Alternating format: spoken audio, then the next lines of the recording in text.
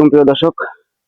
তো আপনারা অনেকেই কমেন্ট করেন যে ভাই, পাম ফলের ভিতরের অংশটা দেখতে কেমন দেখা যায় আর ফলটা এত ওজন কি জন্য হয়। তো ভাই, ফলটা এই যে ওজন এই জন্য হয়, এই দেখেন আমি পিছনের গাছটা থেকে ফলটা সংগ্রহ করছি আর ফলটা নিচে পড়ে গেছে। নিচে পড়ে যাওয়ার কারণে এখান থেকে ভাঙি মানে দুই ভাগ হয়ে গেছে।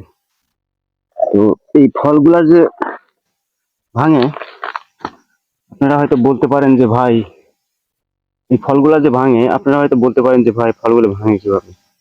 এই ফলগুলা ভাঙে মনে করেন যে এই যে দেখেন, এই ভিতরের অংশ, এই বিসি গুলা কতটা টাইট, মানে এত পরিমাণ টাইট, মনে করেন যে আপনার মাথার চুল যেখানে ভিতরে যে ঢুকাবেন সেই ফাঁসাটুকু নাই, সেই ফাঁসাটুকু এই জায়গায় নাই।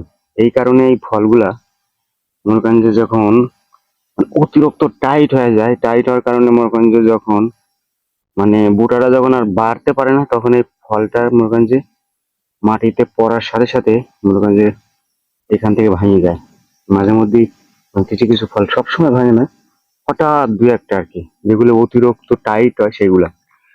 আর এই টাইট হওয়ার কারণে এই ফলগুলো এত ওজন হয়ে থাকে, এত ভারী হয়ে থাকে।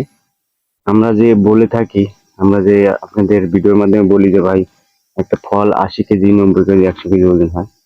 আর এই ওজনটা এই কারণেই হয়। আর দেখেন এই যে ফলের যে কাঁটাগুলা দেখেন, এই ভিতরেও কিন্তু এই যে কাঁটা, এগুলো সব কিন্তু কাঁটা। আর এই কাঁটাগুলা মানে এত পরিমাণ বিষাক্ত, মনে করেন যে আপনার হাতে পায়ে কোন জায়গায় যদি ফোটে, তাহলে মনে করেন যে প্রচন্ড যন্ত্রণা করে। মানে এত পরিমাণ যন্ত্রণা করে যা আপনি কল্পনা করতে পারবেন না। খুবই বিষাক্ত কাঁটা এগুলা। আর এই পাম ফলে দেখেন এই যে দেখেছেন, এর